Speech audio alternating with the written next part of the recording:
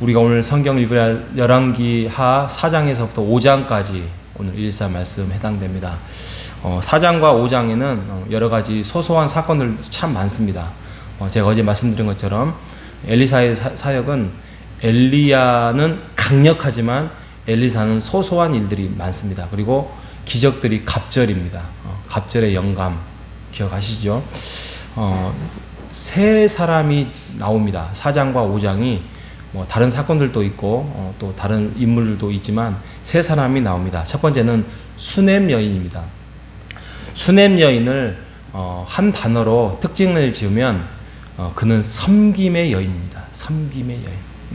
그 당시에 상황이 그렇게 넉넉하지가 않았을 것입니다. 왕도 그렇고 또 이스라엘을 다스리는 모습도 녹록지 않고, 그러니 백성들이 얼마나 힘들고 어려웠겠습니까? 그럼에도 불구하고 이 수넴 여인은 그 선지자들을 섬겼습니다.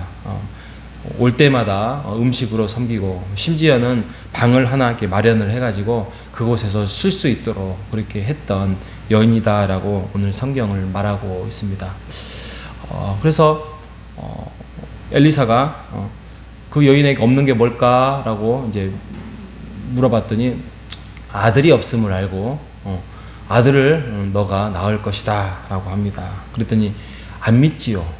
거의 그 아브라함 사라와 같은 그런 장면인데, 계집종을 속이지 마십시오. 내 남편도 늙었고 나도 나이 들었습니다. 그런데 아니나 다를까 아들이 태어나고, 또 아들이 태어나 자라나다가 그 아들이 죽습니다. 죽으니까 여인이 매우 슬퍼하지요. 많이 힘들어하죠. 그런데 이것을 엘리사가 이제 살리는 사건이 엘리사의 이 수넴 여인과의 어떤 사건이 이루어지고 있습니다. 이 수넴 여인의 이 섬김, 하나님 나라의 섬김, 어떻게 보면 한 선지자를 섬기고 또 한 복음 전도자를 섬겼던 사건에 불과하지만 이 마음이 굉장히 순수하고 굉장히 하나님의 보시기에 굉장히 좋았다라고 볼 수 있습니다. 그러니 이러한 섬김이 새로운 역사가 진행이 되고, 또 그 역사를 통하여서 하나님이 기뻐하고 또 복음이 전달이 되고, 이게 성경이 기록될 정도로 그의 섬김은 새로운 역사들을 만들어냈습니다. 새로운 생명이 탄생되게 했습니다. 아들이 죽었음에도 불구하고 아들이 다시 소생케 되는 사건이 일어났습니다. 이처럼 하나님이 원하시는 섬김은 놀라운 역사가 일어날 수 있습니다. 이 섬김을 통하여서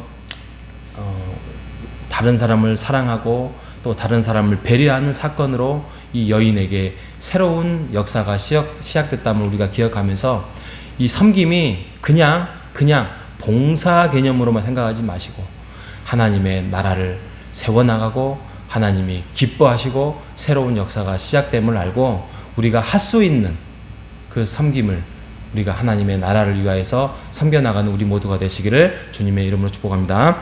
자, 두 번째 인물은 5장에 가면 그 유명한 나아만 장군 사건입니다. 나아만은 아람 왕의 군대 장관입니다. 그러니까 이방인이었죠. 직급이 높았죠. 그러니 돈도 많이 썼겠죠. 그래서 근데 그의 치명적인 게 뭐였냐면 문둥병이었어요. 한센병이죠. 그래서 많은 사람들에게 숨겼죠. 여러분, 병을 숨긴다는 것은 정말 이게 엄청난 치밀한 또 내면의 어떤 것들의 불편함이 많이 있었을 것입니다. 그래서 몸도 병들고 마음도 병들었던, 아무리 직급이 높았고 아무리 부유했고 또 아무리 부하가 많은들 그가 그 당시에 문둥병이다 그러면은 이건 치명적인 사건이죠. 그래서 그 이스라엘 백성들에도 문둥병 걸리면 진 밖에 내보내잖아요. 그랬던 이 이방 나라의 장군 나아만이 요단강에 가서 7번을 씻어라. 처음에는 내가 별약을 다 써봤는데 저 더러운 물에 가서 내가 어떻게 내 몸을 씻느냐. 그리고 7번 씻고 1000번을 씻은들 내가 1000번을 씻어가지고 치유가 된다면 내가 더 많이 씻겠지만 이게 그렇게 되지 않는다. 너무 민간요법 아니냐. 근데 한번 하십시오. 부하들이 이제 하니까 아니나 다를까 나아만이 그렇게 선지자의 지시대로 했더니 치유를 받았던 사건이 아니겠습니까? 우리가 나아만을 통하여서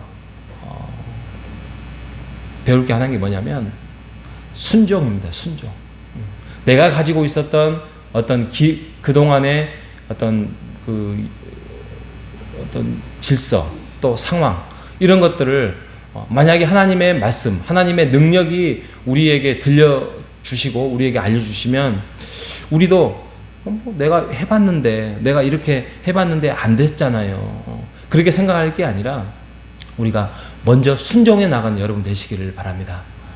우리가 순종했다고 해서 모든 일이 우리의 뜻대로 100% 이루어지지는 않을 것입니다. 하지만 그 순종의 역사를 통하여서 치유의 역사가 이루어짐을 믿습니다.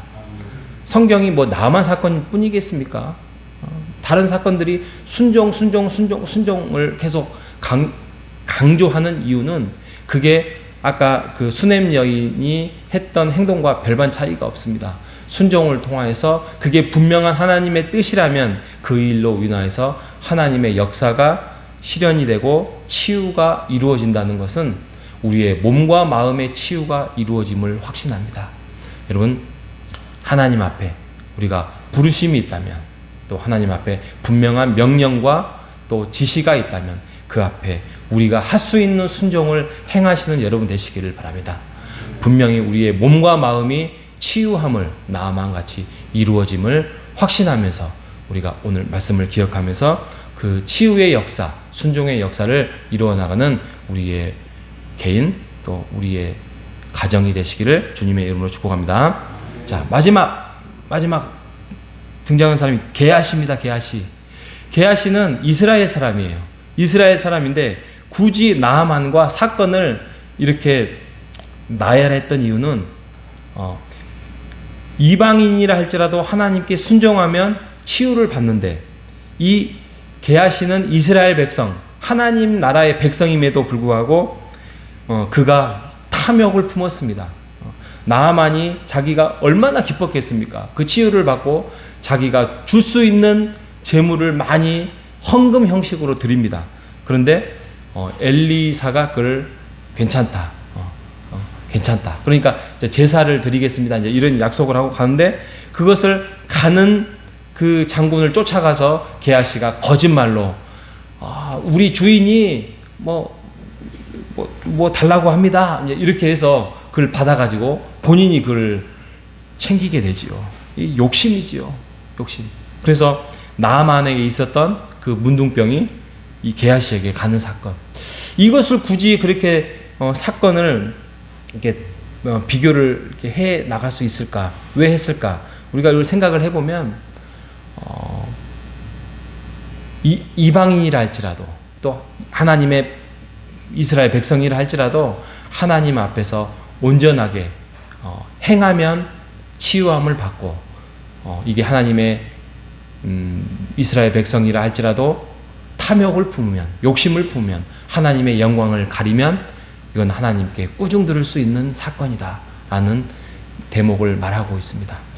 여러분, 우리에게도 이런 게하시와 같은 탐욕은 없는지 욕심은 없는지, 그래서 나의 탐욕과 그 욕심을 우리가 챙기기 위해서 거짓말은 하고 있진 않는지, 과거에 하나님과의 약속을 내가 나의 욕심 때문에 내가 세우지 못하는 것은 없는지, 또 내가 지금이라도 나의 계획을 통하여서 나의 탐욕을 세워나가고 있진 않는지, 다시 한번 이 세 사람의 인물을 통하여서 우리가 다시 한번 하나님의 말씀으로 순종하는 여러분 되시기를 바랍니다. 그래서 치유함을 받는 여러분 되시기를 바랍니다. 섬기는 여러분 되시기를 바랍니다. 탐욕을 버리시는 우리 모두가 되시기를 주님의 이름으로 축복합니다. 하나님 아버지 감사합니다. 오늘 열왕기 4장과 5장을 통하여서 세 사람을 살펴보았습니다. 수넴 여인의 섬김, 또 나아만의 순종, 그리고 게하시의 탐욕을 통하여서 우리가 신앙생활을 해나가면서 어떻게 처신해야 될지 알려주셔서 감사합니다. 하나님, 우리에게는 많은 능력이 없습니다. 우리가 섬길 수 있는 능력까지 섬길 수 있는 마음을 허락하여 주시고, 또 우리가 순종할 수 있는 데까지 우리가 순종하면서 우리가 치유함을 받고 또 하나님의 나라를 앞당기는 우리 모두가 될 수 있도록 인도하여 주시옵소서. 하나님, 게하시처럼 우리에게 탐욕은 있지 않는지 다시 한번 말씀으로 거울을 삼아서 우리의 마음과 몸과 모든 것들을 거울 삼아서 우리가 탐욕을 내려놓는 우리의 삶이 될 수 있도록 이끌어 주시옵소서. 살아계신 예수님의 이름으로 기도합니다.